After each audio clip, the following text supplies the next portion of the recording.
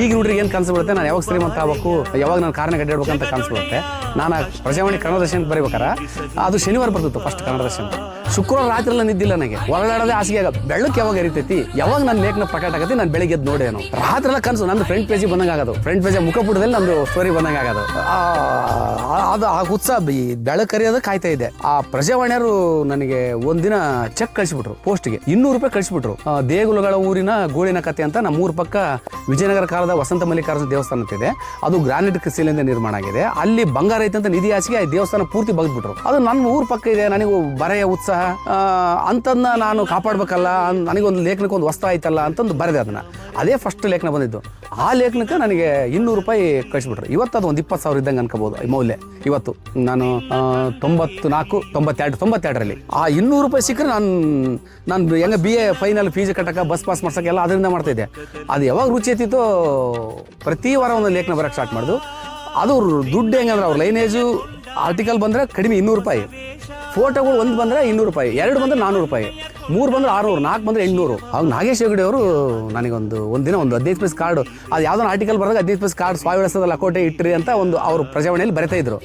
ಯಾವುದೇ ಆರ್ಟಿಕಲ್ ಬರೆದ್ರು ಕವರ್ನೊಳಗೆ ಒಂದು 15 ಪೈಸೆ ಕಾರ್ಡ್ ಇಡ್ಬೇಕು ನಾವು, ನಮ್ಮ ಸ್ವಾವಿಳಸ ಬರೆದು. ಆತ ಒಂದು ಸರಿ ಬಂಡಿರಿದೊಂದು ಸ್ಟೋರಿ ಮಾಡಿದೆ, ಬಂಡಿರಿ ಹಳ್ಳಿಯ ಬಂಡೆ ಸುಡುವ ಕಾಯಕ ಅಂತ.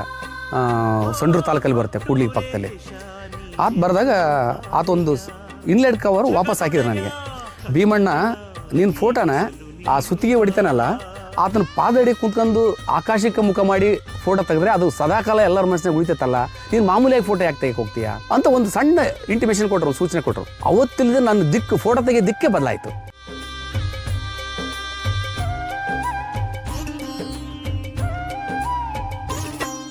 ನಮಸ್ಕಾರ, ನನ್ನ ಹೆಸರು ಭೀಮಣ್ಣ ಗಜಾಪುರ ಅಂತ. ನಾನು ಸದ್ಯ ಕೂಡ್ಲಿಗಿ ತಾಲೂಕು ಕನ್ನಡಪ್ರಭ ವರದಿಗಾರರಾಗಿ 26 ವರ್ಷಗಳಿಂದ ಕೆಲಸ ಮಾಡ್ತಾ ಇದ್ದೀನಿ. ನನ್ನ ಹುಟ್ಟೂರು ಬಂದುಬಿಟ್ಟು ಗಜಾಪುರ ಅಂತ, ಕೊಟ್ಟೂರು ತಾಲೂಕು. ನಾನು BA B.Ed ಮುಗಿಸಿದ ಮೇಲೆ ಮತ್ತೆ ಪತ್ರಿಕೋದ್ಯಮದಲ್ಲಿನೇ MA ಮಾಡಿರ್ತಕ್ಕಂಥ ವ್ಯಕ್ತಿ. ಒಂದು ಗ್ರಾಮೀಣ ಭಾಗದಲ್ಲಿ, ಗಜಾಪುರ ಅಂದರೆ ಒಂದು ರಸ್ತೆ ಮಧ್ಯೆ ಇದ್ದರೂ ಒಂದು ಪುಟ್ಟ ಗ್ರಾಮ, ಅದು ಕುಗ್ರಾಮಕ್ಕಿಂತಲೂ ಪುಟ್ಟ ಗ್ರಾಮ. ನಮ್ಮ ಗಜಾಪುರ ಹುಟ್ಟಿ ಇಷ್ಟು ವರ್ಷ ಆದ್ರೂ ಮೊದಲ ಬಾರಿ SSLC ಪಾಸ್ ಆಗಿರೋ ವ್ಯಕ್ತಿ ನಾನು. ನಮ್ಮ ಊರಿಗೆ, ಇಡೀ ಊರಿಗೆ ಸ್ವತಂತ್ರ ಬಂದು ಇಷ್ಟು ವರ್ಷ ಆದ್ರೂ, ನಮ್ಮ ಇಡೀ ಊರಲ್ಲಿ ಬುಡ್ಡಿಕಲ್ಲು ಹುಟ್ಟಿ ಅಷ್ಟು ವರ್ಷ ಆದರೂ SSLC ಒಬ್ಬರು ಪಾಸ್ ಆಗಿಲ್ಲ. ಅಂದರೆ ನಾನು ಯಾಕೆ ಹೇಳಿದೆ ಅಂದರೆ, ನಮ್ಮ ಊರಿನ ಪರಿಸ್ಥಿತಿ ಹೆಂಗಿತ್ತೆ ಅಂತ ಅನ್ನೋದಕ್ಕೆ ಯಾರು ನಮಗೆ ಗೈಡ್ ಇಲ್ಲ, ಯಾರು ಹಿಂಗೆ ಓದ್ಬೇಕಂತ ಹೇಳ್ಕೊಡೋರಿಲ್ಲ. ಒಂದು ರೀತಿ ಎಲ್ಲೋ ಮೂಲ್ಕಟ್ನಹಳ್ಳಿ ಗ್ರಾಮಗಿಂತಲೂ ಕಟ್ಟ ಕಡೆ ಗ್ರಾಮ ನಮ್ಮದು. ಅಂಥದ್ರಲ್ಲಿ 1990ರಲ್ಲಿ SSLCಯಲ್ಲಿ ನಮ್ಮೂರಿನ ಒಬ್ಬ ಹುಡುಗ ಪಾಸ್ ಆಗಿರೋದು, ಅದು ನನ್ನ ಹೆಮ್ಮೆ, ಅದು ನನ್ನ ಖುಷಿ, ಅದು ನನಗೆ ಬಹಳ ಹೆಮ್ಮೆ ತಂದು ಕೊಟ್ಟಿರ್ತಕ್ಕಂಥದ್ದು. ಅಂತ ಒಂದು ಕುಗ್ರಾಮದಲ್ಲಿ ನಾನು ಹುಟ್ಟಿದ್ರು ಕೂಡ ಪಕ್ಕದೆಲ್ಲ ಮೂಲ್ಕಟ್ನಹಳ್ಳಿಗಳು ಬಹಳ ಚೆನ್ನಾಗಿದ್ವು. ಎಲ್ಲ ಒಂದು ಲೈಬ್ರರಿ ಇರ್ತಿತ್ತು, ಗ್ರಾಮ ಪಂಚಾಯತಿ ಇರ್ತಿತ್ತು, ಜಿಲ್ಲಾ ಪಂಚಾಯತಿ ಕ್ಷೇತ್ರ ಆಗ್ತಿತ್ತು. ಆ ಊರಲ್ಲಿ ಎಲ್ಲ ಸೌಲಭ್ಯ ಇರ್ತಿದ್ವು, ನ್ಯಾಯಬೆಲೆ ಅಂಗಡಿ ಇರ್ತಿತ್ತು. ಆದರೆ ನಮ್ಮೂರಲ್ಲಿ ರಸ್ತೆ ಮಧ್ಯೆ, ಕೂಡ್ಲಿ ಕೊಟ್ರಲ್ಲಿ ಅವಳಿ ನಗರಗಳಲ್ಲಿ ಮಧ್ಯೆ ಇರತಕ್ಕಂಥದ್ದು ಊರು ನಮ್ಮೂರು. ಅಂಥ ಊರಲ್ಲಿ ಯಾವುದೇ ಸೌಲಭ್ಯ ಇರ್ತಿದ್ದಿಲ್ಲ. ನನಗೆ ಕಾಡ್ತಾ ಇತ್ತು, ಏನಿದು ನಮ್ಮೂರು ರೋಡ್ ಪಕ್ಕ ಇದ್ರು ಯಾವ ಸೌಲಭ್ಯ ಇಲ್ಲಲ್ಲ ಅಂತ. ಅವಾಗ ನಾನೇನು ಮಾಡಿದೆ, ಏನಾರ ಒಂದಿಷ್ಟು ನಮ್ಮೂರ ಬಗ್ಗೆ ಏನಾರು ಮಾಡಬೇಕು, ನಾನೇನೋ ದೊಡ್ಡ ನೌಕರಿಗೆ ಹೋಗ್ಬೇಕು, ಏನಾರ ಒಂದು ದೊಡ್ಡ ಕೆಲಸ ಮಾಡಬೇಕು, ಒಂದಿಷ್ಟು ಸೋಷಿಯಲ್ ವರ್ಕ್ ಮಾಡ್ಬೇಕಂತ ಕನ್ಸು ಕಂಡಿರ್ತಕ್ಕಂಥ ವ್ಯಕ್ತಿ ನಾನು. SLC ಇದ್ದಾಗ ಆ ಕನ್ಸು ಕಂಡಿದ್ದು ಏನಾಯಿತು, PUC ಓದ್ಬೇಕಾರೆ ಆ ಕನ್ಸು ಸಾಕಾರ ಆಯಿತು. ಯಾಕಂದ್ರೆ ನನಗೆ ಒಂದಿಷ್ಟು ಮೈಂಡ್ ಮೆಚುರಿಟಿ ಆಯಿತು. PUC ಓದ್ಬೇಕಾರೆ ಕೊಟ್ರೇಶ್ವರ ಕಾಲೇಜಲ್ಲಿ ನಾನು PUC ಓದ್ತಿದ್ದೆ. ಆಗ ಒಂದು 15 ಪೈಸೆ ಕಾರ್ಡ್ ಇಟ್ಕೊಂತಿದ್ದೆ ನಾನು. ಆ ನನ್ನ ಕೊಟ್ರೇಶ್ವರ ಕಾಲೇಜಲ್ಲಿ ಲೈಬ್ರರಿಯಲ್ಲಿ ಪತ್ರಿಕೆ ಓದ್ತಿದ್ದೆ, ಪ್ರಜಾವಾಣಿ, ಕನ್ನಡಪ್ರಭ, ಉದಯವಾಣಿ, ಅವೆಲ್ಲ ಪೇಪರ್ ಓದ್ದೆ. ಅವಾಗಿನ ವಿಜಯ ಕರ್ನಾಟಕ, ವಿಜಯವಾಣಿ ಯಾವ ಪೇಪರ್ ಇದ್ದಿಲ್ಲ, ಸಂಯುಕ್ತ ಕರ್ನಾಟಕ ಇತ್ತು, ಉದಯವಾಣಿ ಇತ್ತು. ಓದ್ಬೇಕಾರೆ ಅಲ್ಲಿ ಓದುಗರ ಪತ್ರಗಳು, ಸಮಸ್ಯೆಗಳು, ಕುಂದುಕೊರತೆ ಅಂತ ಪತ್ರಿಕೆಯಲ್ಲಿ ಬರ್ತಾಯಿತ್ತು. ಕಾಲೇಜ್ ಓದ್ಬೇಕಾದ್ರೆ ಬಿಡುವಿದ್ದಾಗ ಲೈಬ್ರರಿಗೆ ಹೋದಾಗ ನನಗೆ ಸ್ವಲ್ಪ ತಕ್ಷಣ ಹೊಳಿತು, ನಮ್ಮೂರಲ್ಲಿ ಯಾವುದೇ ಸೌಲಭ್ಯ ಇಲ್ಲ. ನನಗೆ ಮೊದಲಿಂದಲೂ ಅದೊಂದು ಸಾತ್ವಿಕವಾದ ಒಂದು ಆಕ್ರೋಶ ಇತ್ತು. ನಾನು ಕೂಡ ನಮ್ಮೂರ್ದು ಹಿಂಗೆ ಪತ್ರಿಕೆಯಲ್ಲಿ ಬರೆದ್ರೆ ನಮ್ಮೂರಿನ ಸಮಸ್ಯೆಗಳಿಗೆ ಒಂದಿಷ್ಟು ಪರಿಹಾರ ಸಿಗ್ಬೋದು ಅಂತ ಯೋಚನೆ ಮಾಡಿದೆ. ಕಾಲೇಜ್ ಬಿಟ್ಟಾಗ, ಕ್ಲಾಸ್ ಬಿಟ್ಟಾಗ ನಾನು ಒಂದಿಷ್ಟು ಲೈಬ್ರರಿಗೆ ಹೋಗಿ ಸ್ಟಾರ್ಟ್ ಮಾಡಿದೆ.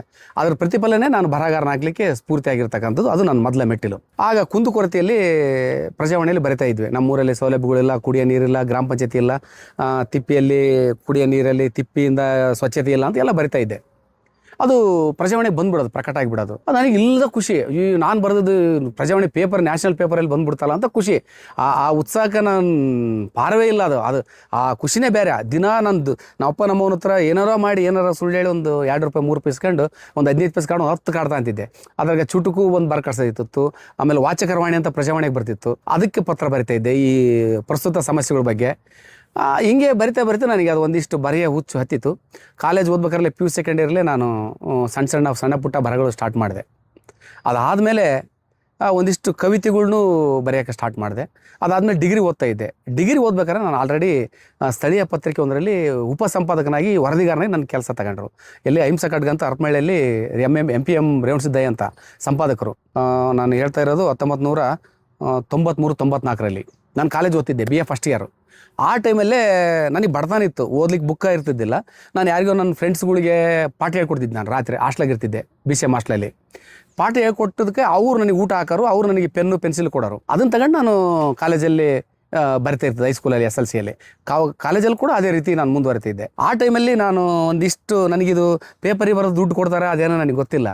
ಆ ಪೇಪರಲ್ಲಿ ಹಾಕೋದೇ ದೊಡ್ಡದು ನಮ್ಮಂಥವ್ರು ಬರಹಗಳು ಅಂದ್ಕೊಂಡಿದ್ದೆ. ಅಂಥ ಸಮಯದಲ್ಲಿ ಒಂದಿಷ್ಟು ಅದು ಓದಿನ ರುಚಿ ಎತ್ತಿತ್ತು, ಬರಹದ ರುಚಿ ಎತ್ತಿತ್ತು. ಅದಾದ ನಂತರ ಕರ್ನಾಟಕ ದರ್ಶನ ಅಂತ ಪ್ರಜಾವಾಣಿಯವರು ಒಂದು ಅಂಕಣ ಮಾಡಿದರು, ಕೃಷಿ ರಂಗ ಪ್ರಜಾವಾಣಿ ಕನ್ನಡ ದರ್ಶನ ಅಂತ. ಅದಕ್ಕೆ ನಾಗೇಶ್ ಹೆಗಡೆ ಅವರು ನೋಡ್ಕೊಂತಿದ್ರು ಆ ಪೇಜ್ನ. ಅಂಥ ದೊಡ್ಡ ವ್ಯಕ್ತಿ ಆ ಪೇಜ್ ನೋಡ್ಕೊಂತಿದ್ರು. ಆ ಸಮಯದಲ್ಲಿ ನಾನು ಯಾಕೆ ಆರ್ಟಿಕಲ್ ಬರಿಬಾರ್ದು ಅಂತ ಬಂತು. ಸಣ್ಣ ಸಣ್ಣ ಬರಗಳಲ್ಲಿ ಆರ್ಟಿಕಲ್ ಬರಿಬಾರ್ದು ಅಂತ ಬರೆದಾಗ ನಮ್ಮ ಕೊಟ್ಟೂರು ಕೂಡ್ಲಿ ತಾಲೂಕಿನ ಅವಾಗಿನ ಕೊಟ್ಟೂರು ಕೂಡ್ಲಿ ಅಖಂಡ ಕೂಡ್ಲಿ ತಾಲೂಕಿತ್ತು. ಕೊಟ್ಟೂರು ಕೂಡ್ಲಿಗೆ ಇಲ್ಲಿ ಭಾಗದ ಒಂದು ವಿಶಿಷ್ಟತೆಯನ್ನು ಜಗತ್ತಿಗೆ ಪರಿಚಯ ಮಾಡಬೇಕು. ಮೊದಲು ಸಮಸ್ಯೆಗಳನ್ನ ಬಗೆಹರಿಸ್ಬೇಕಂತ ಸ್ಟಾರ್ಟ್ ಮಾಡಿದ ಒಬ್ಬ ಹುಡುಗ ಒಂದು ಹೊಸದನ್ನು ಕಟ್ಟಿಕೊಡ್ಬೇಕು, ಏನಾರ ಒಂದು ಜಗತ್ತಿಗೆ ಏನಾರ ಒಂದು ಸ್ಪೆಷಲಾಗಿ ಕಟ್ಟಿಕೊಡ್ಬೇಕಂತ ಕನ್ನಡ ದರ್ಶನದಲ್ಲಿ ಒಂದಿಷ್ಟು ನಮ್ಮ ಭಾಗದಲ್ಲಿರ್ತಕ್ಕಂಥ ವೈಶಿಷ್ಟ್ಯಗಳನ್ನ ಎತ್ತಿಡಿದೆ. ಒಂದು ಉದಾಹರಣೆ, ನಮ್ಮ ಗುಳೆಲಕ್ಕಮ್ಮ ಅಂತ ಕೂಡ್ಲಿಯಲ್ಲಿ ಮಾಡ್ತಾರೆ. ಇಡೀ ಊರೇ ಖಾಲಿ ಆಗುತ್ತೆ, ಪಟ್ಟಣ ಇಡೀ ಊರೇ ಒಂದಿನ ಖಾಲಿ ಆಗುತ್ತೆ. ಅದರಿಂದ ಆಚರಣೆ ಏನು, ಅದ್ರ ಮಹತ್ವೇನು, ಯಾಕೆ ಊರು ಖಾಲಿ ಮಾಡ್ತಾರೆ, ಆ ಊರು ಖಾಲಿ ಮಾಡೋದ್ರಿಂದ ಏನು, ಅವ್ರದ್ದೇನು ಮೂಢನಂಬಿಕೆ, ಆ ಊರಲ್ಲಿ ಏನೋ ಮಾರಿ ಬಂದ್ಬಿಟ್ಟಾಳೆ ಊರು ಕಾಪಾಡ್ಬೇಕಂತ ಊರು ಬಿಡ್ತಾರೆ. ಅದರಿಂದ ನಾವು ವಿಜ್ಞಾನ ಏನೇ ಸತ್ಯ ಏನೈತೆ ಅಂತ ನಾನು ಒಬ್ಬ ಪತ್ರಕರ್ತನಾಗಿ ಕೆದಕಕ್ಕೆ ಹೋಗ್ತಾ ಇದ್ದೆ. ಅವಾಗ ನನಗೆ ಅದು ಓದಿನ ರುಚಿ ಎತ್ತಿತ್ತು, ಇನ್ನಷ್ಟು ಬರೋದ ರುಚಿ ಎತ್ತಿತ್ತು. ಕನ್ನಡ ದರ್ಶನದಲ್ಲಿ ನಿರಂತರವಾಗಿ ವಾರ ಬರೀತಿದ್ವಿ.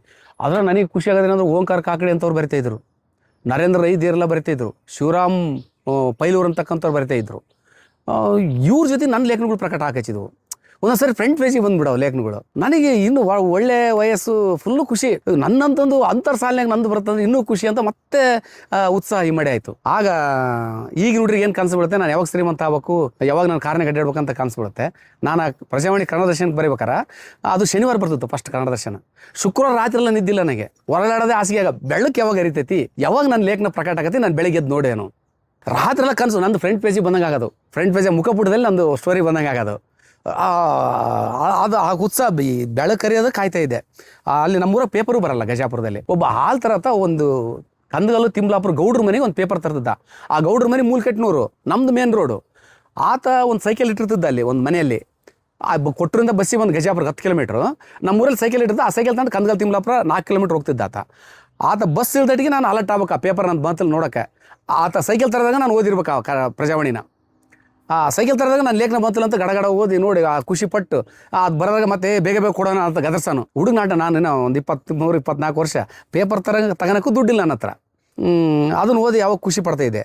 ಅಂಥ ಒಂದು ಫೀಲ್ಡಲ್ಲಿ ಆರಿಸಿಕೆ ಮಾಡಿದಾಗ ಆ ಪ್ರಜಾವಾಣಿಯವರು ನನಗೆ ಒಂದಿನ ಚೆಕ್ ಕಳಿಸಿಬಿಟ್ರು, ಪೋಸ್ಟ್ಗೆ ₹200 ಕಳಿಸ್ಬಿಟ್ರು. ದೇಗುಲಗಳ ಊರಿನ ಗೋಳಿನ ಕತೆ ಅಂತ ನಮ್ಮೂರ ಪಕ್ಕ ವಿಜಯನಗರ ಕಾಲದ ವಸಂತ ಮಲ್ಲಿಕಾರ್ಜುನ ದೇವಸ್ಥಾನ ಅಂತಿದೆ. ಅದು ಗ್ರಾನೈಟ್ ಶಿಲೆಯಿಂದ ನಿರ್ಮಾಣ ಆಗಿದೆ. ಅಲ್ಲಿ ಬಂಗಾರ ಐತೆ ಅಂತ ನಿಧಿ ಆಸೆಗೆ ಆ ದೇವಸ್ಥಾನ ಪೂರ್ತಿ ಬಗ್ದ್ಬಿಟ್ರು. ಅದು ನನ್ನ ಊರ ಪಕ್ಕ ಇದೆ, ನನಗೂ ಬರೆಯ ಉತ್ಸಾಹ ಅಂತಂದು ನಾನು ಕಾಪಾಡಬೇಕಲ್ಲ, ನನಗೊಂದು ಲೇಖನಕ್ಕೆ ಒಂದು ವಸ್ತು ಆಯ್ತಲ್ಲ ಅಂತಂದು ಬರೆದೆ. ಅದನ್ನು ಅದೇ ಫಸ್ಟ್ ಲೇಖನ ಬಂದಿದ್ದು. ಆ ಲೇಖನಕ್ಕೆ ನನಗೆ ₹200 ಕಳಿಸ್ಬಿಟ್ರು. ಇವತ್ತು ಅದು ಒಂದು 20,000 ಇದ್ದಂಗೆ ಅನ್ಕೋಬೋದು ಈ ಮೌಲ್ಯ. ಇವತ್ತು ನಾನು 92-92ರಲ್ಲಿ ಆ ₹200 ಸಿಕ್ಕರೆ ನಾನು ಹೆಂಗೆ BA ಫೈನಲ್ ಫೀಸ್ ಕಟ್ಟಕ್ಕೆ ಬಸ್ ಪಾಸ್ ಮಾಡ್ಸೋಕ್ಕೆಲ್ಲ ಅದರಿಂದ ಮಾಡ್ತಾಯಿದ್ದೆ. ಅದು ಯಾವಾಗ ರುಚಿ ಎತ್ತಿತ್ತೋ ಪ್ರತಿ ವಾರ ಒಂದು ಲೇಖನ ಬರೋಕ್ಕೆ ಸ್ಟಾರ್ಟ್ ಮಾಡಿದು. ಅದು ದುಡ್ಡು ಹೆಂಗಂದ್ರೆ ಅವ್ರ ಲೈನೇಜು ಆರ್ಟಿಕಲ್ ಬಂದರೆ ಕಡಿಮೆ ₹200, ಫೋಟೋಗಳು 1 ಬಂದರೆ ₹200, 2 ಬಂದರೆ ₹400, 3 ಬಂದರೆ $600, 4 ಬಂದರೆ $800, 5 ಬಂದರೆ $1000, ಈ ರೀತಿ ಕೊಡಿದ್ರು ನನಗೆ. ಆ ಫೋಟೋಗಳು ಅವರು ಭಾಳ ಬುದ್ಧಿವಂತರು ಪತ್ರಿಕೆಯಲ್ಲಿ, ಮತ್ತು ಅವರಲ್ಲಿ ನಾಗೇಶ್ ಹೆಗಡೆ ಅಂತಾರೆ ಬುದ್ಧಿವಂತರು. ಅದು ನೆಸೆಸಿಟಿ ಇದ್ದರೆ ಮಾತ್ರ ಫೋಟೋ ಹಾಕ್ಯಾನಾರು. ಆ ರೀತಿಯಾಗಿ ಒಳ್ಳೊಳ್ಳೆ ನೆಸೆಸಿಟಿ ಇರತಕ್ಕಂಥ ಆರ್ಟಿಕಲ್ ಬರ್ತಿದ್ದೆ. ಫೋಟೋ ಹಾಕೇಳಬೇಕು ಅವ್ರು ಅನಿವಾರ್ಯ ಅಂಥವು ಬರೋಕ್ಕೆ ಸ್ಟಾರ್ಟ್ ಮಾಡಿದೆ. ಯಾಕಂದ್ರೆ ದುಡ್ಡು ಹೆಚ್ಚಿಗೆ ಬರುತ್ತೆ, ಅದ್ರ ಜೊತೆ ನಾನು ಬದುಕ್ಬೋದಲ್ಲ ಅಂತ. ಆ 800, 200, 600 ಚೆಕ್ ಬರೋದು. ಆ ಪೋಸ್ಟ್ ಆಫೀಸರ್ ಮಧ್ಯಾಹ್ನ 1 ಗಂಟೆ ಪೋಸ್ಟ್ ಬರೋದು, ವೇಣುಗೋಪಾಲ್ ಮಾಸ್ಟರ್ ಅಂತ ಇದ್ರು. ಅವ್ರು ಯಾವಾಗ ಮನೆಗೆ ಹೋಗಿ ಪೋಸ್ಟ್ ತಗೊಂಡು ಬರ್ತಾರಂತ ಅವ್ರು ಕಾಯ್ತಾ ಇದ್ದೆ. ಅವ್ರ ಮುಖ ನೋಡಿ ಅವ್ರು ನೋಡ್ತಿದ್ದೆ. ನಾನು ನೋಡಿದಡಿಗೆ ಅವ್ರ ಮುಖ ಖುಷಿ ಆತ, ನನ್ನ ದಿನ ಚೆಕ್ ಬಂದಿದೆ ಅಂತ. ಆತ ಒಂದು ವೇಳೆ ವಾರ ಬರಲಿಲ್ಲ ಅಂದ್ರೆ ನನಗೆ ಹೇಳ್ಬಿಡ್ದು ಭೀಮಣ್ಣ ಯಾವುದು ಬಂದಿಲ್ಲ ಲೆಟರ್ ಅಂತ. ಪೋಸ್ಟ್ನರ್ನಂತೂ ಆಲ್ನರ್ನ ಇಬ್ಬರು ಕಾಯ್ತಾ ಇದ್ದೆ ನಾನು ಮೂರಲ್ಲಿ. ಒಬ್ಬರು ಆಲ್ನರ್ ಪೇಪರ್ ಓದೋಕ್ಕೆ, ಪೋಸ್ಟ್ನರ್ ನನಗೆ ದುಡ್ಡು ಚೆಕ್ ಏನೋ ಬರುತ್ತೆ ಅಂತ. ಆ ಆರ್ಟಿಕಲ್ ಬರೋದು ಆ ದುಡ್ಡಿನಲ್ಲಿ ನಾನು 3 ವರ್ಷ BA ಮುಗಿಸಿದೆ. ಆಮೇಲೆ B.Ed ಓದೆ ಚಿತ್ರದುರ್ಗದಲ್ಲಿ. ಬೆಂಗಳೂರು ಆಯ್ತು ನಂದು, Vijaya teachers college Bengaluru, standard college government ಆಯ್ತು ನಂದು. ಅಂಥ ಟೈಮಲ್ಲಿ ನಾನು ಮದುವೆ ಆಗಿದ್ದರಿಂದ BA ಓದಿ ಮದುವೆ ಆಗಿದ್ದರಿಂದ ನಾನು ಕೌನ್ಸ್ಲಿಂಗ್ ಹೋಗಿ ಮತ್ತೆ ದುರ್ಗ್ ತಗೊಂಬಂದೆ, ಲಕ್ಷ್ಮೀ ವೆಂಕಟೇಶ್ವರ BEd ಕಾಲೇಜಲ್ಲಿ. ಆ ಸಂದರ್ಭದಲ್ಲಿ ನನಗೆ BEd ಓದೋಕ್ಕೆ ದುಡ್ಡಿಲ್ಲ. ಈ ಆರ್ಟಿಕಲ್ ಬರದೆ ನಾನು BEd ಪೂರ್ತಿ ಕಂಪ್ಲೀಟ್ ಮಾಡಿದೆ. ನಮ್ಮ ಮನೇಲಿ ಯಾರು ದುಡ್ಡು ಕೊಡ್ತಾ ಇಲ್ಲ, ಭಾಳ ಕಷ್ಟ ಮನೆಯಲ್ಲಿ. ನನ್ನ ಬರೋದ ಮೂಲಕ ನಾನು ಪತ್ರಕರ್ತನಾಗಿ ಆ ದುಡ್ಡಿನಿಂದ ನಾನು ಓದಿರ್ತಕ್ಕಂಥದ್ದು ನನಗೆ ಭಾಳ ಹೆಮ್ಮೆ. ಈ ರೀತಿ ಕಷ್ಟ ಅನುಭವಿಸಿದ್ರಿಂದ ನನ್ನಂತೆ ಬೇರೆ ಯಾರು ಯುವಕರು ಕಷ್ಟ ಅನುಭವಿಸಬಾರ್ದು ಅಂತಕ್ಕಂತಿತ್ತು. ಮೊದಲೆಲ್ಲ ನಾನು ಪೇಪರಿಗೆ ಬರಿಬೇಕಾದ್ರೆ ಖುಷಿಗೆ ಬರಿತಿದ್ದೆ. ಹೆಂಗೆ ಬರಿತಿದ್ದೆ, ನಂದು 2 ಫೋಟೋ ಬರಬೇಕು, ಅರ್ಧ ಪೇಜ್ ಆರ್ಟಿಕಲ್ ಬರಬೇಕು, ಪೂರ್ತಿ ನಂದೇ ಇರಬೇಕು ಅನ್ನೋ ಒಂದು ಹುಚ್ಚುತನ ಇತ್ತು ನನಗೆ. ನನಗೆ ಇಷ್ಟು ಖುಷಿ, ದೊಡ್ಡದಾಗಿ ಬರ್ಬೇಕು, ನನ್ನ ಹೆಸರು ಓದ್ಬೇಕಂತ. ಅವಾಗ ನಾಗೇಶ್ ಹೆಗಡೆ ಅವರು ನನಗೆ ಒಂದಿನ 15 ಪೈಸೆ ಕಾರ್ಡು, ಅದು ಯಾವುದೋ ಆರ್ಟಿಕಲ್ ಬರೆದಾಗ 15 ಪೈಸೆ ಕಾರ್ಡ್ ಸ್ವಾವಿಳಸದಲ್ಲಿ ಅಕೋಟೆ ಇಟ್ಟಿರಿ ಅಂತ ಅವರು ಪ್ರಜಾವಾಣಿಯಲ್ಲಿ ಬರಿತಾ ಇದ್ರು. ಯಾವುದೇ ಆರ್ಟಿಕಲ್ ಬರೆದ್ರು ಕವರ್ನೊಳಗೆ ಒಂದು 15 ಪೈಸೆ ಕಾರ್ಡ್ ಇಡ್ಬೇಕು ನಾವು, ನಮ್ಮ ಸ್ವಾವಿಳಸ ಬರೆದು. ಆತ ಒಂದು ಸರಿ ಬಂಡ್ರಿದೊಂದು ಸ್ಟೋರಿ ಮಾಡಿದೆ, ಬಂಡ್ರಿ ಹಳ್ಳಿಯ ಬಂಡೆ ಸುಡುವ ಕಾಯಕ ಅಂತ. ಸಂಡ್ರು ತಾಲೂಕಲ್ಲಿ ಬರುತ್ತೆ, ಕೂಡ್ಲಿಗೆ ಪಕ್ಕದಲ್ಲಿ. ಆತ ಬರೆದಾಗ ಆತೊಂದು ಇನ್ಲೆಟ್ ಕವರ್ ವಾಪಸ್ ಹಾಕಿದ್ರು ನನಗೆ. ಭೀಮಣ್ಣ, ನಿನ್ನ ಫೋಟೋನ ಆ ಸುತ್ತಿಗೆ ಹೊಡಿತಾನಲ್ಲ, ಆತನ ಪಾದಡಿ ಕುಂತ್ಕೊಂಡು ಆಕಾಶಕ್ಕೆ ಮುಖ ಮಾಡಿ ಫೋಟೋ ತೆಗೆದ್ರೆ ಅದು ಸದಾಕಾಲ ಎಲ್ಲರ ಮನಸ್ಸಿನಾಗ ಉಳಿತೈತಲ್ಲ, ನೀನು ಮಾಮೂಲಿಯಾಗಿ ಫೋಟೋ ಯಾಕೆ ತೆಗೆ ಹೋಗ್ತೀಯಾ ಅಂತ ಒಂದು ಸಣ್ಣ ಇಂಟಿಮೇಷನ್ ಕೊಟ್ಟರು, ಒಂದು ಸೂಚನೆ ಕೊಟ್ಟರು. ಅವತ್ತಿಲ್ಲದೆ ನನ್ನ ಫೋಟೋ ದಿಕ್ಕೇ ಬದಲಾಯಿತು. ಅಂದರೆ ಫೋಟೋ ಅಂದರೆ ಬರೀ ಸುಮ್ಮನೆ ಅವ್ರ ಮುಖ ತೋರಿಸೋದಲ್ಲ, ಅದು ಜನರ ಮನಸ್ಸಿನಾಗ ಉಳಿಬೇಕು. ಆ ಸುತ್ತಿಗೆ ಹತ್ತದನ್ನೇ ಆಕಾಶದ ಹತ್ರ ಸುತ್ತಿಗೆ ತಗೊಂಡು ಆತನ ಪಾದಡಿಯಲ್ಲಿ ಕುಂತು ನಾನು ಫೋಟೋ ತೆಗೆ ಸ್ಟಾರ್ಟ್ ಮಾಡಿದೆ. ವಾಪಸ್ ಮತ್ತೊಂದು ಸರಿ ಹೋದೆ ನಾನು ಲೇಖನಕ್ಕೆ, ಫೋಟೋ ತೆಗೆಸ್ಕೊಡ್ತೀನಿ ಸರ್ ಇನ್ನೊಂದು ಸರಿ ಅಂತ.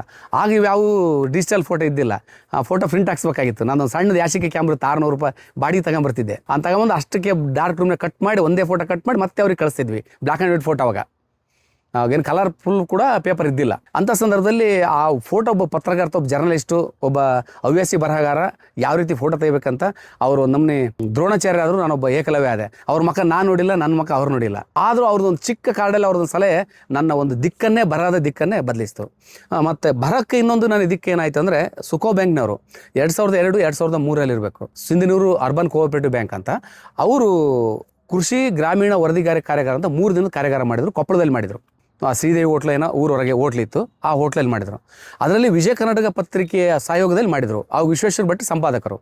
ಅದರಲ್ಲಿ 50% ನಮ್ಮ ಪತ್ರಕರ್ತರನ್ನ ವಿಜಯ ಕನ್ನಡದವರನ್ನೇ ಆಯ್ಕೆ ಮಾಡೋದು, ಡಿಸ್ಟ್ರಿಕ್ಟ್ ರಿಪೋರ್ಟ್ರು. ಇನ್ನೂ 50% ಹವ್ಯಾಸ ಬರಹಗಾರರು ಯಾರು ಹೆಚ್ಚಿನ ಚೆನ್ನಾಗಿ ಬರೀತಾರೋ ಅವ್ರನ್ನ ಇಂಟ್ರೂ ಮಾಡಿ ಆ ಬರಹಗಳು ಕಟಿಂಗ್ ತಗೊಂಡು ನಮ್ಮನ್ನ ಆಯ್ಕೆ ಮಾಡಿದರು. ಅದರಲ್ಲಿ ನಮ್ಮ ಬಳ್ಳಾರಿ ಜಿಲ್ಲೆಯಲ್ಲಿ ನಾನು ಸಿರಿಗೇರಿ ಯರಿಸ್ವಾಮಿ ಅಂತ ಇಬ್ಬರು ಸೆಲೆಕ್ಟ್ ಆದ್ವಿ. ನಮ್ಮ ಬಳ್ಳಾರಿ ಜಿಲ್ಲೆಯಿಂದ, ಅವಾಗ ವಿಜಯನಗರ ಜಿಲ್ಲೆ ಇದ್ದಿಲ್ಲ. ಸೆಲೆಕ್ಟ್ ಆದ 3 ದಿನ ಅಲ್ಲಿ ಹೋದೆ. ಅಲ್ಲಿ ಹೋದ್ಮೇಲೆ ನಾನು ಮೊದಲೇ ಹೇಳಿದೆ ನೋಡ್ರಿ, ದೊಡ್ಡದೇ ಬರಬೇಕು, ನಂದು ಅರ್ಧ ಪೇಜ್ ಬರಬೇಕು, ಪೂರ್ತಿ ಪುಟ ನಂದೇ ಬರಬೇಕು ಅಂತ ಉಂಬತಾನೆ ಇತ್ತು. ಅಲ್ಲಿ ಹೋದ್ಮೇಲೆ ನಾವು ಸುದ್ದಿ ಯಾಕೆ ಬರೀಬೇಕು, ಸುದ್ದಿ ಬರೆಯೋದ್ರ ಮೌಲ್ಯ ಏನು, ಅದರ ಸಾಧಕ ಬಾಧಕ ಏನು, ಅದರಿಂದ ಸಮಾಜಕ್ಕೆ ಏನು ಎಫೆಕ್ಟ್ ಆಕತಿ, ಏನು ಉಪಯೋಗ ಆಗ್ತತಿ, ಅದನ್ನೆಲ್ಲದೂ ಒಂದು ಪರಾಮರ್ಶಿಸ್ತಕ್ಕಂಥ ಶಕ್ತಿ ಆ ಕೃಷಿ ಗ್ರಾಮೀಣ ವರದಿಗಾರ ಕಾರ್ಯಾಗಾರದಿಂದ ನನಗೆ ಭಾಳ ಸಿಕ್ತು. ಅವತ್ತಿನಿಂದ ನನ್ನ ದಿಕ್ಕೇ ಚೇಂಜ್ ಆಯಿತು, ನನ್ನ ಹುಂಬತನೂ ಚೇಂಜ್ ಆಯಿತು. ಒಂದಿಷ್ಟು ಏನಾದರೂ ಬರಿಬೇಕಂದ್ರೆ ಎಲ್ಲ ಮಗ್ಳುಗಳನ್ನು ಯೋಚನೆ ಮಾಡಿ ಬರಿತಾ ಇದ್ದೆ. ಒಂದು ಸರಿ ಕೃಷಿ ರಂಗಕ್ಕೆ ಒಂದು ಲೇಖನ ಬರೆದೆ, ಅರ್ಥ ಮಾಡಿದ್ದು ಚನ್ನವೀರ ಸ್ವಾಮಿ ಅಂತ, ಚನ್ನವೀರ ಸ್ವಾಮಿ ಅಂತ. ಪಪ್ಪಾಯ, ನಮ್ಮ ತೈವಾನ್ ರೆಡ್ ಲೇಡಿ 786 ಹೊಸ್ದಾಗಿ ಬಂದಿದ್ದು ತಳಿ ಪಪ್ಪಾಯಿ. ನಮ್ಮ ಭಾಗದ ಪಪ್ಪಾಯಿನೇ ಬೆಳೀತಿದ್ದಿಲ್ಲ, ಅದೇನೋ ಇತ್ಲಿ ಗಿಡದಾಗ ಅಷ್ಟೇ ಇರ್ತದೆ ಪಪ್ಪಾಯಿ. 2002ರಲ್ಲಿ ಹೊಸ್ದಾಗಿ ತೈವಾನ್ ರೆಡ್ ಲೇಡಿ 786 ಅಂತ ಪಪ್ಪಾಯಿ ಬಂತು, ಅದು ಅರಬ್ ಕಂಟ್ರಿಯಿಂದ ಬಂತು. ಅದರದ್ದು ಒಂದು ಕೃಷಿ ರಂಗದಲ್ಲಿ ಆರ್ಟಿಕಲ್ ಮಾಡಿದೆ, ಪಾಳು ಬಿದ್ದ ಭೂಮಿಯಲ್ಲಿ ಭರ್ಜರಿ ಪಪ್ಪಾಯ ಅಂತ ಶೀರ್ಷಿಕೆ. ಇವತ್ತಿಗೂ ನನಗೆ ನೆನಪಿದೆ. ಅಂದರೆ ನನ್ನ ಇಂಟೆನ್ಷನ್ ಹೆಂಗಿತ್ತು ಅನ್ನೋದು, ಯಾವ ಲೇಖನದ ಶೀರ್ಷಿಕೆ ರಾತ್ರಿ ನನ್ನ ಮನಸ್ಸಿಗೆ ಎದ್ದು ಕೇಳಿದ್ರೆ ನಾನು ಹೇಳ್ತೀನಿ. ಬರಡು ಭೂಮಿಯಲ್ಲಿ ಭರ್ಜರಿ ಪಪ್ಪಾಯ ಅಂತ ಬರೆದೆ. ಅದು ಲೇಖನ ಕೃಷಿ ರಂಗದಲ್ಲಿ ಫ್ರಂಟ್ ಪೇಜಲ್ಲಿ ಬಂತು, ಲಾಸ್ಟ್ ಪೇಜಲ್ಲಿ ಕನ್ನಡ ದರ್ಶನದಲ್ಲಿ ಬಂದಾಗ ಬರೋದಕ್ಕಿಂತ ಮುಂಚೆ ನಾಗೇಶ್ ಹೆಗಡೆ ಅವರು ಒಂದು ಲೆಟ್ರ್ ಹಾಕಿದ್ರು. ಮತ್ತೆ ಆ ಬಂಡ್ರಿದು ಹೆಂಗೆ ಹಾಕಿದ್ರು ಹಂಗೆ ಲೆಟ್ರ್ ಹಾಕಿದ್ರು. ಆ ಲೆಟ್ರ್ ಹಾಕಿದಾಗ ಅವ್ರು ಹೇಳಿದ್ರು, ಅದು ಆ ಲೆಟ್ರ್ನಲ್ಲಿ, ಭೀಮಣ್ಣ ಇದು ಲಕ್ಷಗಟ್ಟಲೆ ಲಾಭ ರೈತರಿಗೆ ಅಂತ ಬರೆದ್ಬಿಟ್ಟೆ, ಆದರೆ ಎಲ್ಲಾದರೂ ಆ ಸಮಯದಲ್ಲಿ ನಡುಕ ರೋಗ ಬಂದಾಗ ಆ ರೋಗಕ್ಕೆ ಔಷಧಿ ಹೊಡಿಲಿಲ್ಲ ಅಂದರೆ ಯಾವ ಔಷಧಿ ಹೊಡಿಬೇಕು, ಒಂದು ವೇಳೆ ಆ ಔಷಧಿ ರೋಗ ಬರುತ್ತೆ ಅಂತ ರೈತರಿಗೆ ತಿಳಿಸ್ಲಿಲ್ಲದ್ರೆ ಎಷ್ಟು ರೈತರು ನಷ್ಟ ಆಗ್ತಾರೆ ನಿನ್ನ ಬರಹದಿಂದ, ಎಷ್ಟು ಜನ ಕೈ ಸುಟ್ಕೊಂತಾರೆ, ಎಷ್ಟು ಲಕ್ಷ ಬಂಡವಾಳ ಹಾಕಿರ್ತಾರೆ, ನಿನ್ನ ಲೇಖನ ಓದಿ ಪ್ರೇರಣೆಯಾಗಿ ರೈತರು ಹಾಕಿಬಿಡ್ತಾರೆ. ಆದರೆ ಅಂತಲ್ಲಿ ಇಂಥ ಡಿಸಿಷನ್ಸ್ ಬರುತ್ತೆ, ಈ ಡಿಸಿಷನ್ ಈ ರೀತಿ ಕಂಟ್ರೋಲ್ ಮಾಡಬೇಕು ಅಂತ ನೀನು ಅದಕ್ಕೆ ಪರಿಹಾರ ಕೊಡಲಿದ್ರೆ ಆ ಲೇಖನದಲ್ಲಿ, ನಿನ್ನ ಲೇಖನ ಬರೋದು ಏನು ಸಾರ್ಥಕ ಅಂತ. ಅದಕ್ಕೆ ನಿನ್ನ ತಜ್ಞರು ಕೇಳಲ್ಲಿ, ಆ ರೈತನ ಕೇಳು, ಯಾವ ಕಾಯಿಲೆ ಬರುತ್ತೆ, ಎಷ್ಟು ಸರಿ ಔಷಧ ಸಿಂಪಡಿಸ್ಬೇಕು, ಇದು ಖರ್ಚು ಎಷ್ಟು ಬರುತ್ತೆ, ಈ ಕಾಯಿಲೆ ಬಂದರೆ ಏನು ಮಾಡ್ಬೇಕು ರೈತ ಅನ್ನೋದಕ್ಕೆ ನೀನು ಅವ್ರ ರೈತರನ್ನ ಅನುಭವ ತಗೊಂಡು ಅವ್ರದ್ದೊಂದು ಕೋಟ್ ಮಾಡಿ ನೀನು ಹಾಕು, ಮತ್ತೆ ಪ್ರಕಟ ಮಾಡ್ತೀನಿ ಅಂತ. ಆಗ ನನಗೆ ಒಂದು ಲೇಖನದಲ್ಲಿ ಇನ್ಮೇಲೆ ಲೇಖನ ಬರೀಬೇಕಾದ್ರೆ ಸಾಧಕ ಬಾಧಕ ಇಟ್ಕೊಂಡು ಬರೀಬೇಕು. ಯಾಕಂದ್ರೆ ಎಷ್ಟೋ ಲಕ್ಷಗಟ್ಟಲೆ ರೈತರು ಅದನ್ನ ಹಾಕಿ ಕೈ ಸುಟ್ಕೋಬಾರ್ದಲ್ಲ, ಅದು ನನ್ನ ಬರದಿಂದ ಆಗಬಾರ್ದು. ಅಂತಕ್ಕಂಥ ಸ್ವಲ್ಪ ಇನ್ನಷ್ಟು ನನಗೆ ಉದಾತ್ತ ಮನೋಭಾವ ಪತ್ರಿಕೋದ್ಯಮದಲ್ಲಿ ನನಗೆ ಒಂದಿಷ್ಟು ಗಟ್ಟಿಯಾಗಿ ನೆಲೆ ಊರಲಿಕ್ಕೆ, ಗಟ್ಟಿಯಾದ ಲೇಖನಗಳು ಬರಲಿಕ್ಕೆ ನನಗೆ ದಾರಿ ಆಯಿತು. ಆಗ ಸ್ಟಾರ್ಟ್ ಮಾಡಿದ್ದು ಅದು ಇಲ್ಲಿವರೆಗೂ ಅದು ಕಂಟಿನ್ಯೂ ಫ್ರೀಲ್ಯಾನ್ಸು ಎಲ್ಲ ಪೇಪರಿಗೆ ಬರೆದಿದ್ದೆ. ಪ್ರಜಾವಾಣಿ, ವಿಜಯ ಕರ್ನಾಟಕ, ಸಂಯುಕ್ತ ಕರ್ನಾಟಕ, ಸುಧಾ, ತರಂಗ, ತುಷಾರ, ಮಯೂರ ಎಲ್ಲದಕ್ಕೂ ಬರೀತಿದ್ದೆ. ಅವಾಗೆಲ್ಲ ವಾರಪತ್ರಿಕೆ ಅಂತ ಒಂದು ವಾರಪತ್ರಿಕೆ ಅಂತ ಬರೋದು ಅದಕ್ಕೂ ಬರೀತಿದ್ದೆ. ಚುಟುಕು ಬರೆಯೋರು ಚುಟುಕು, ಆಮೇಲೆ ಲೇಖನ ಬರೆಯೋರು ಲೇಖನ, ಕವಿತೆ ಬರೆಯೋರು ಕವಿತೆ, ಕತೆ ಬರೆಯೋರು ಕತೆ, ನಾನು ಏನೇನು ನನ್ನ ಕ್ರಿಯೇಟಿವಿಟಿ ಬರಹ ಇರ್ತಾವೆ ಎಲ್ಲಕ್ಕೂ ಯಾದಕ್ಕೆ ಸರ್ ಅಲ್ಲಿ ಬರಿತಾ ಇದ್ದೆ. ಅದು ಬರೆದಾದ್ಮೇಲೆ 2000ವರೆಗೆ ಕೊಟ್ಟರಲ್ಲೇ ಇದ್ದೆ ನಾನು. 2000ಕ್ಕೆ ನನಗೆ ಇದೆಲ್ಲ ಫ್ರೀಲ್ಯಾನ್ಸ್ ಬಿಟ್ಟು, ಇವೆಲ್ಲ ಸಣ್ಣ ಪುಟ್ಟ ಸಾಹಿತ್ಯ ಬಿಟ್ಟು ನಾನು ಯಾಕೆ ಪತ್ರಕರ್ತ ಆಗಬಾರ್ದು ಅಂತಕ್ಕಂಥದ್ದು ನನಗೆ. ಇಷ್ಟೆಲ್ಲ ಬರಿತಾ ಇದ್ದೀನಿ, ಒಂದು ಪೇಪರ್ಗೆ ಏನಾದ್ರು ಪತ್ರಕರ್ತ ಆದರೆ ಇನ್ನೂ ಜ್ವಲಂತ ಸಮಸ್ಯೆಗಳ್ನ ಬರಿಬೋದಲ್ಲ ನಮ್ಮ ತಾಲೂಕಲ್ಲಿ ಅಂತ, ಒಂದು ಅಥೆಂಟಿಕೇಟಾಗಿ ಬರಿಬೋದಲ್ಲ ಅಂತ ಯೋಚನೆ ಮಾಡಿದಾಗ ನನಗೆ ಕೂಡ್ಲಿಗೆಯಲ್ಲಿ 2000 ಇಸ್ವಿಯಲ್ಲಿ ವಿಜಯ ಕರ್ನಾಟಕ ಸಿಕ್ತು ಪೇಪರು. ಮೊದಲ ಬಾರಿಗೆ ವಿಜಯ ಕರ್ನಾಟಕ ಹೊರಗೆ ಬಂತು ಹೊಸ ಪತ್ರಿಕೆ. ಆಗ ನಾನು ಕೂಡ್ಲಿಗೆ ವರದಿಗಾರ ನಾನು ಕೆಲಸ ಮಾಡಿದೆ. ಅಲ್ಲಿ 2 ವರ್ಷ ಕೆಲಸ ಮಾಡಿದೆ. 2 ವರ್ಷ ಕೆಲಸ ಮಾಡಿದಾಗ ನನಗೆ ಒಂದಿಷ್ಟು ಬೇರೆ, ನಾನು ಪ್ರೈವೇಟ್ ಸ್ಕೂಲಲ್ಲಿ ಹೆಡ್ ಮಾಸ್ಟ್ರಾಗಿ ಹೋಗ್ತಾ ಇದ್ದೆ. B.Ed ಹೊಸದಾಗಿ ಮುಗಿಸಿದ್ದೆ. ಒಂದು ಕಡೆ ಪತ್ರಿಕೋದ್ಯಮ ನಾನು ಏನೋ ಸಾಧನೆ ಮಾಡಬೇಕಂತ, ಒಂದು ಕಡೆ ನಾನು ವೃತ್ತಿ B.Ed ಮಾಡಿದ್ದೀನಿ, ಏನಾದ್ರು ಹೊಸದಾಗಿ ಹುಡ್ರಿಗೆ ಕಲಿಸ್ಬೇಕು ಅಂತಕ್ಕಂಥದ್ದು. 2 ವರ್ಷ ಬೆಣಕಲಲ್ಲಿ ಹೆಡ್ ಮಾಸ್ಟ್ರಾಗಿ ಖಾಸಗಿ ಸ್ಕೂಲಲ್ಲಿ ಕೆಲಸ ಮಾಡಿದೆ. ಆ ಟೈಮಲ್ಲಿ ಇಂಗ್ಲೀಷ್ ಮೇಸ್ಟ್ ಇದ್ದಿಲ್ಲ ಖಾಸಗಿ ಸ್ಕೂಲಲ್ಲಿ, ಅನ್ಎಡೆಡ್ ಸ್ಕೂಲು. ನಾನೇ ಇಂಗ್ಲೀಷ್ ಪಾಠ ಮಾಡ್ತಿದ್ದೆ. ನನಗೆ ಇಂಗ್ಲೀಷ್ ಬರ್ತಿದ್ದಿಲ್ಲ, ಹಿಸ್ಟ್ರಿ ನಾನು ಪಾಠ ಮಾಡಿದಾಗ ನನಗೆ ಗ್ರಾಮೆಟಿಕ್ ಮಕ್ಕಳಿಗೆ ಕಲ್ಸೋಕ್ಕಾಗಲ್ಲ. ನಾನು ನೋಡ್ರಿ ಲೇಖನ ಬರೆಯೋದು ಬಿಟ್ಬಿಟ್ಟೆ, ಪತ್ರಿಕೆ ಹವ್ಯಾಸಿ ಬರೆಯೋದು ಬಿಟ್ಬಿಟ್ಟೆ. ಈ ಕಡೆ ಮಕ್ಕಳಿಗೂ ಸರಿಯಾಗಿ ಶಿಕ್ಷಕ ಆಗ್ಲಿಕ್ಕಾಗಲ್ಲ. ಇಂಗ್ಲೀಷ್ ಮಾಸ್ಟರ್ ನಾನೇ ಮಾಡ್ಬೇಕು ಪಾಠನ, ಮಕ್ಕಳಿಗೆ ಅನ್ಯಾಯ ಆಗಬಾರ್ದು, ನಾನು ಪತ್ರಕರ್ತ ಆಗಿಬಿಡೋದೇ ಬೆಸ್ಟು ಅಂದು ನಾನು ಪೂರ್ತಿ ಇಲ್ಲಿದ್ದರೆ ಒಂದು 4 ಗೋಡೆ ಮಧ್ಯೆ ಇದ್ದರೆ ಒಂದು 40 ಜನಕ್ಕೆ ನಾನು ಗುರು ಹಾಕಿನಿ. ಅದೇ ನಾನು ಸಮಾಜದೊಂದಿಗಿದ್ರೆ ಸಮಾಜಕ್ಕೆ ಒಂದಿಷ್ಟು ಶಿಕ್ಷಕಾಗಿ ಕೆಲಸ ಮಾಡ್ಬೋದು, ದಿಕ್ಸೂಚಿಯಾಗಿ ಕೆಲಸ ಮಾಡ್ಬೋದು ಅಂದು ನಾ ಶಾಲೆಗೆ ರಾಜೀನಾಮೆ ಕೊಟ್ಟು ಹೆಡ್ ಮಾಸ್ಟ್ರಿಗೆ ಪರಿಪೂರ್ಣವಾಗಿ ಮತ್ತೆ ಪತ್ರಿಕೋದ್ಯಮ ನಾನು ಆಕರ್ಷಿಸ್ತು, ಬಿಡಲಿಲ್ಲ. 2 ವರ್ಷ ಸ್ವಲ್ಪ ಗ್ಯಾಪ್ ಆಗಿತ್ತು ನನಗೆ, ಅದು ಮತ್ತೆ ಬಿಡಲಿಲ್ಲ. ಪತ್ರಿಕೋದ್ಯಮನೇ ನಾನು ಕರ್ಕೊಂಡು ಬಂದುಬಿಡ್ತು. ನಾನು B.Ed ಬದಿಗಿಟ್ಟು ಆ ಗೌರ್ಮೆಂಟ್ ನೌಕರಿ ಆಗಂಗಿದ್ರು ನಾನು ಎಕ್ಸಾಮ್ ಬರಲಿಲ್ಲ, ನಾನೇನೋ ಒಂದಿಷ್ಟು ಮಾಡಬೇಕು ಅಂತಕ್ಕಂಥದ್ದು. ಹಾಗಾಗಿ ನಾನು ಕೂಡ್ಲಿಗೆ ವಿಜಯ ಕನ್ನಡ ರಿಪೋರ್ಟರಾಗಿ ಬಂದೆ. 2 ವರ್ಷ ಆದಮೇಲೆ ಒಂದಿಷ್ಟು ಹೆಚ್ಚಿನ ಕಾರ್ಯಭಾರ, ಸುದ್ದಿ ಹೆಂಗೆ ಇಷ್ಟೇ ಗಂಟೆಗೆ ಕಳಿಸ್ಬೇಕು, ಇಷ್ಟು ಗಂಟೆಗೆ ನಾನು ಹಳ್ಳಿಯಲ್ಲಿ ಫ್ಯಾಕ್ಸ್ ಇದ್ದಿಲ್ಲ ಅವಾಗೆಲ್ಲ, ಎಲ್ಲೆಲ್ಲೋ ಓಡಿ ಬರಬೇಕು, ಎಲ್ಲೆಲ್ಲೋ ಬಸ್ಗಳು ಹತ್ಕೊಂಬರ್ಬೇಕಾಯ್ತು, ವರದಿ ಹೋಗಾರ, ಎಲ್ಲೆಲ್ಲೋ ಹಳ್ಳಿಗೆ ಹೋಗೋರು ಎಲ್ಲಕ್ಕೂ ಬಸ್ಸಿಗೆ ಹೋಗ್ಬೇಕು, ಗಾಡಿ ಇದ್ದಿಲ್ಲ ಕೈಯಲ್ಲಿ. ಅಂಥ ಟೈಮಲ್ಲಿ ನನಗೆ ಅವ್ರು ಕೊಡ್ತಕ್ಕಂಥ ಒತ್ತಡಗಳು ನನಗೆ ಒಂದಿಷ್ಟು ಹೆಚ್ಚಿಗೆ ಆಯಿತು. ಫ್ರೀಲ್ಯಾನ್ಸ್ ಬರೆಯೋದು ಕಡಿಮೆ ಆಯಿತು. ಅದಾದ ನಂತರ ನಾನು ಬೇಡ ಮತ್ತೆ ಫ್ರೀಲ್ಯಾನ್ಸ್ ಬರೆಯೋಣಂತ ಬಿಟ್ಟೆ. ಅದಾದಟ್ಟಿಗೆ 2002 ಕನ್ನಡಪ್ರಭ ಕಾಲ್ಫಾರ್ ಮಾಡಿದರು. ಕನ್ನಡಪ್ರಭದಲ್ಲಿ ಒತ್ತಡ ಕಡಿಮೆ ಐತೆ ಅಂತ ಕೇಳಿದೆ ನಮ್ಮ ಸ್ನೇಹಿತರ ಹತ್ರ. ಮತ್ತು ಯಾಕಂದ್ರೆ ನಾನು ಬೇರೆ ಆರ್ಟಿಕಲ್ಸ್ ಬರೀಬೇಕಲ್ಲ, ಬೇರೆ ಸಾಹಿತ್ಯ ಬರೀಬೇಕಲ್ಲ, ಹಂಗೆ ಮತ್ತು ಕನ್ನಡಪ್ರಭ ರಿಪೋರ್ಟರ್ ಅದು 2002. 2002ರಿಂದ 2026ವರೆಗೆ 24 ವರ್ಷ ಕನ್ನಡಪ್ರಭದಲ್ಲೇ ಕೆಲಸ ಮಾಡ್ತಾಯಿದ್ದೀನಿ. ಯಾಕೆ ಕೆಲಸ ಮಾಡ್ತಾ ಅಂದರೆ ಬೇರೆ ಕೆಲಸಕ್ಕೂ ಕೂಡ ನನಗೆ ಅವಕಾಶ ಸಿಗ್ತಿದೆ. ಆ ಪತ್ರಿಕೆ ನನಗೆ ಯಾವುದೇ ತೊಂದರೆ ಆಗಿಲ್ಲ, ಯಾವುದೇ ಅಡೆತಡೆ ಆಗಿಲ್ಲ. ಹಂಗೆ ಕನ್ನಡಪ್ರಭ ಪೇಪರ್ನ ಉಳಿಸ್ಕೊಂಡಿದ್ದೀನಿ, ಸಾಹಿತ್ಯ ಬರಹನೂ ಮುಂದುವರ್ಸ್ಕೊಂಡು ಬಂದಿದ್ದೀನಿ. ಮತ್ತು ಹವ್ಯಾಸಿ ಬರಹನ ಸ್ವಲ್ಪ ಕಡಿಮೆ ಮಾಡಿದೆ. ಯಾಕಂದ್ರೆ ಒಂದು ಸಂಸ್ಥೆ ಕೆಲಸ ಮಾಡ್ತಾಯಿದ್ದೀನಿ ಅಂದರೆ ಒಂದೇ ಪತ್ರಿಕೆಗೆ ಮಾಡೋಣ ಅಂತಕ್ಕಂಥ ದೃಷ್ಟಿಯಿಂದ ಈಗೆಲ್ಲ ಡಿಜಿಟಲ್ ಯುಗದಲ್ಲಿ ಅಂಕಣಗಳೇ ಮಾಯ ಆಗಿಬಿಟ್ವು, ಎಲ್ಲ ಸಾಪ್ತಾಹಿಕ ಎಲ್ಲವೂ ಮಾಯ ಆಗಿಬಿಟ್ವು. ಅವರಿಗೆ ಅವಾಗೆಲ್ಲ 4 ಪುಟ ಕೊಡೋರು ಈಗ 1 ಪೇಜ್ ಕೊಡೋಕ್ಕೂ ಅರ್ಧ ಪೇಜ್ ಕೊಡೋಕ್ಕೂ ಕೂಡ ಕಷ್ಟ ಆಗ್ತಾಯಿದೆ. ಅಂಥ ಸಂದರ್ಭದಲ್ಲಿ ಕನ್ನಡಪ್ರಭ ನಾನು ಆಯ್ಕೆ ಮಾಡ್ಕೊಂಡೆ. ಅದ್ರ ಜೊತೆಗೆ ನಾನು B.Ed ಮಾಡಿದ್ಮೇಲೆ ನಮ್ಮ ಭಾಗದಲ್ಲಿ ಒಂದಿಷ್ಟು ಭಕ್ತಿಗೀತೆಗಳು, ಒಂದಿಷ್ಟು ಭಾವಗೀತೆಗಳು ಬರೆಯೋಕ್ಕೆ ಸ್ಟಾರ್ಟ್ ಮಾಡಿದೆ.